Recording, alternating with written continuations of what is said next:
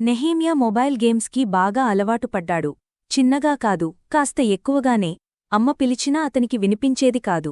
వీధిలో ఉన్న స్నేహితుడు ఆడుకుందామని పిలిచాడు, కాని నెహేమియా పట్టించుకున్నదే లేదు.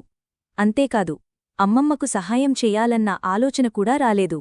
ఒకరోజు అమ్మమ్మా నెహేమియా కోసం ప్రేమతో ఒక బహుమానం తయారుచేసి తీసుకొచ్చారు, కాని నెహేమియా దానిని కూడా గమనించలేదు. ఆ రాత్రి నెహెమ్యా చాలా ఒంటరితనంగా ఫీలయ్యాడు. ప్రార్థన చేయడమే మరిచిపోయాడు. యేసును గుర్తించలేదు కూడా. మనసులో మెల్లిగా అన్నాడు, యేసయ్యా, నన్ను క్షమించండి, నాకు సహాయం చెయ్యండి. తరువాతి ఉదయం నెహెమ్యా ఒక మంచి నిర్ణయం తీసుకున్నాడు. అతను నవ్వుతూ ఆడాడు, యేసుతో దగ్గరగా ఉన్న అనుభూతి పొందాడు. పిల్లలు, మొబైల్ గేమ్స్ బాగానే ఉంటాయి, కాని వాటి కోసం జీవితాన్ని వృధా చేయొద్దు. కుటుంబంతో మాట్లాడండి, యేసుతో ప్రార్థన చేయండి. ఆయన తప్పక మీకు కాపాడుతారు.